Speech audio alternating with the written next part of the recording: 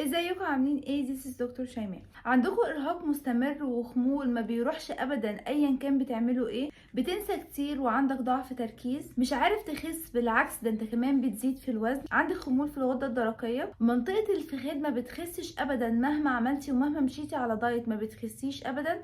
كل الاعراض اللي انا قلت عليها دي ليها سبب واحد بس، والمسؤول عن الاعراض دي كلها عضو واحد بس وهو الكبد. لو انت بتعاني من حاجه من الحاجات دي يبقى انت عندك خمول في الكبد او كسل في الكبد. تعالوا نعرف مع بعض دلوقتي ايه الاسباب وايه الاعراض وايه الحل والعلاج لو انت بتعاني من الاعراض دي والحاجات اللي خلتك عندك كل الاعراض اللي ملهاش علاقه ببعض دي. تابعوا معايا الفيديو للاخر وما تنسوش تعملوا اشتراك في القناه. ايه هو الكبد؟ الكبد ده هو اهم عضو عندك في الجسم، هو اللي بينقي الجسم بتاعك من السموم. يعني من الاخر اي حاجه بتاكلها، اي حاجه بتشربها، اي حاجه بتاخدها سواء اكل او ادويه بتعدي على الكبد بتاعك الاول. هو المسؤول الاول عن تظبيط الهرمونات وتوازن الهرمونات في جسمك، سواء هرمونات الغده الدرقيه او هرمونات الذكوره او هرمونات الانوثه. هو المسؤول عن هضم الدهون، مسؤول عن تجلط الدم، كمان مسؤول عن حرق الدهون في جسمك. يعني انت لو عندك زياده في الوزن وبتخس لازم تعرف ان الكبد هو العضو الاول المسؤول عن حرق الدهون في جسمك. فتخيل معايا لما تكون الحاجه اللي بتحرق الدهون عندك في جسمك بايظه، فيها مشكله او فيها عطل او فيها خمول، ايه هي الاعراض اللي انت هتحس بيها لو انت شخص عندك كبد دهني او بتعاني من دهون على الكبد؟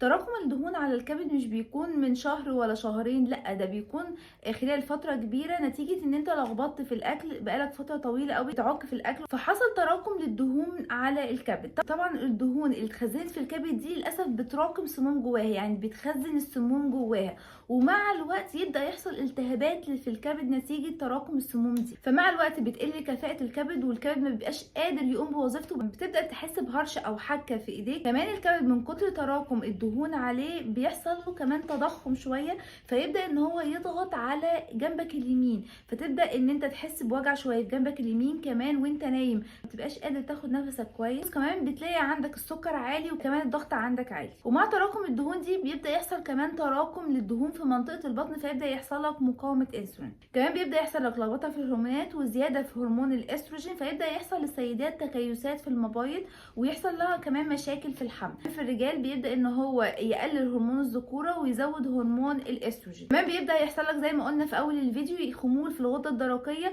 وده لان الكبد هو المسؤول عن تحويل التي 4 اللي هو بيطلع من الغده الدرقيه اللي هو بيكون غير نشط للتي 3 اللي هو بيكون نشط، فيبدا يحصل لك خمول في الغده الدرقيه وتبدا تظهر عليك اعراض خمول الغده الدرقيه. طبعا مع زياده الدهون وتراكم الدهون والسموم في الكبد بيبدا يحصل زي ما قلنا التهابات في الكبد، بعد كده بيبدا يحصل تليف في الكبد، وبعد كده يتحول لكانسر في الكبد. طبعا في المراحل المتاخره من الكبد بيبدا يبقى فيه ميه في البطن، كمان بيظهر صفرة خصوصا في منطقه العين وكمان على الجلد. لكن في المراحل الاوليه اللي بيكون فيها دهون على الكبد هتبدا تحس ان في اعراض بتظهر عندك غريبه، زي ما انا قلت في اول الفيديو بالظبط، زي الخمول وزي الارهاق الشديد واللي ملوش سبب مبرر. كل الحاجات دي من اعراض الكبد الدهني. ايه الحل عشان نمنع تراكم الدهون على الكبد ونمنع ان يبقى فيه دهون في الكبد؟ قبل ما اقولك على الحل والعلاج لازم تعرف ايه الحاجات اللي المفروض تعملها عشان توقف تراكم الدهون على الكبد بتاعك اكتر من كده، وهي دي البدايه، انك لازم تمنع الحاجات دي. اول حاجه لازم تمنع الاكل اللي هو بيكون مليان نشويات كتير وفي نفس الوقت الدهون كتير قوي. النوع ده من الاكل للاسف بيكون مليان دهون وبيخش جسمك على طول يتخزن كدهون في الكبد بتاعك، فلازم تمنع النوع ده من الاكلات. طيب زي ايه مثلا؟ زي ما تستخدم الدقيق الابيض مع لبن، بطاطس مع مكرونه، الحاجات دي كلها فيها نشويات كتير، فيها دهون كتير، فبالتالي هتخش جسمك تتحول كدهون في الكبد على طول وتتخزن. ففي الحاله دي الافضل انك تقلل النشويات او حتى تمنعها خالص، لان انت جسمك اصلا بيكون عنده مقاومه انسولين في المرحله دي، فبيكون اصلا مش عارف يهضم النشويات اللي انت بتاكلها، فبالتالي الدهون عندك هتزيد والحرق عندك هيقل. تاني حاجه لازم تمنع الزيوت النباتيه والزيوت المهدرجه واي حاجه داخله في تصنيعها الزيوت المهدرجه دي، ان هي بتخش جسمك تتحول لدهون في الكبد على طول، وكمان بتعلي عندك الدهون الثلاثيه والال دي ال والكوليسترول كمان، فبتبقى مضره جدا لجسمك. تالت حاجه ان انت لازم تمنع السكر الابيض، لان انت برضو جسمك مش قادر ان هو يتعامل مع السكر، مش قادر ان هو يهضمه، لان برضو عندك مقاومه انسولين، فبالتالي لازم تمنع السكر الابيض، لان لو دخل جسمك هيتخزن برضو في جسمك وفي الكبد بتاعك برضو على هيئة دهون. فلازم تمنع السكر الابيض والحلويات وكمان الجانك فود. رقم 4، اي ادوية انت بتاخدها لازم تكون عند اللزوم وتحت اشراف الطبيب، لان برضو زي ما قلنا الادوية برضو لازم تعدي على الكبد الاول، فمينفعش تاخد ادوية كتير او ادوية عشوائية، لازم تكون تحت اشراف الطبيب لان ده يعتبر تحميل زيادة برضو على الكبد. رقم 5، ان انت لازم تمنع الفاكهة، العصاير، العسل، الصوصات زي الكاتشب مثلا. الحاجات دي كلها بتكون مليانة سكر الفركتوز، وسكر الفركتوز الجسم ما بيعرفش يتعامل معاه. هو انت اول ما بتاكله بيخش الكبد بتاعك على طول ويتخزن في جسمك على هيئة دهون.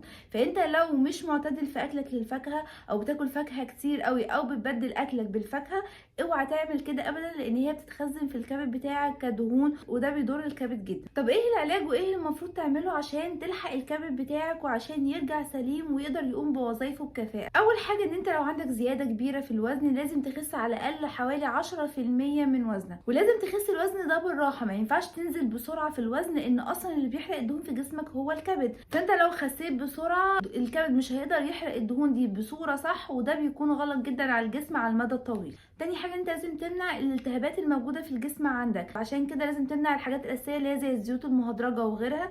كمان مهم قوي انك تاخد مضادات اكسدة زي فيتامين اي، بيكون مهم جدا. رقم 3، لازم تاخد فيتامين دي. لو انت عندك نقص فيتامين دي لازم تاخد جرعة تزوده عندك وتحسنه حسب النسبة بتاعتك ايه. رقم 4، لازم تدخل اكلات فيها اوميجا 3 لان هي بتكون مهمة جدا ليك ولجسمك وللكبد بتاعك، زي بذور الشيا، زي التونة، زي الماكريل. كمان دخل زيت الزيتون في اكلك بيكون مفيد قوي بس يكون على البارد.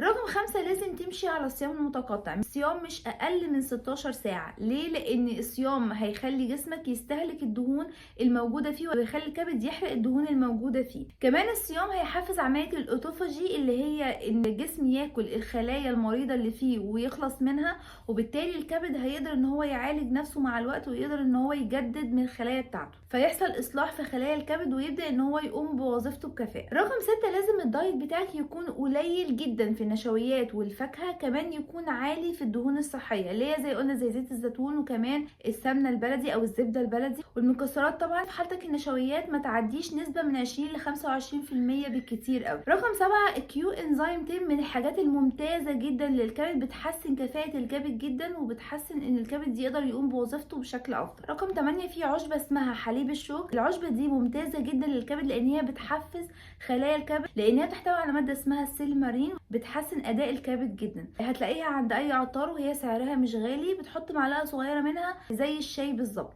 ممكن تستخدمها كل يوم لمدة 3 شهور. لكن خلي بالك ما تاخدهاش مع اي ادوية، ولو انت مريض سكر ممنوع انك تاخدها لان هي بتتعارض مع دواء السكر اللي انت بتاخده. رقم 9، الاكلات اللي انا هقولك عليها دي مهمة قوي تدخلها في نظامك الغذائي. اول حاجة اللي هو البنجر او الشمندر، من الحاجات الممتازة جدا للكبد لان هو فيه فيتامين بي وكمان مليان مضادات اكسدة، فبيقلل الالتهابات الموجودة في الجسم عموما، وكمان بيحمي الكبد من الالتهابات، كمان بيحسن من وظيفة الكبد. تاني حاجة البقدونس، من الحاجات المهمة قوي اللي لازم تدخلها في السلطة بتاعتك وفي اكلك بصفة عامة، ممتاز برضو لصحة الكبد. الحاجة الثالثة، خل التفاح والليمون كويسين جدا، بينظموا سكر الدم، كمان بيزودوا حساسية الخلايا لهرمون الانسولين وبيقللوا كمان مقاومة الانسولين اللي عندك. كمان الكبدة من الحاجات الممتازة جدا انك تاكلها لان الكبدة من الحاجات اللي بتحسن من كفاءة الكبد بتاعك، بس خلي بالك لان هي فيها نسبة من النشويات فاستهلكها برضو باعتدال. كمان لو انت من الناس اللي بتشرب كحول لازم توقف الكحول فورا لانه هيخلي حالتك اسوأ. لو عملت كل الحاجات اللي احنا قلنا عليها دي الكبد بتاعك هيتحسن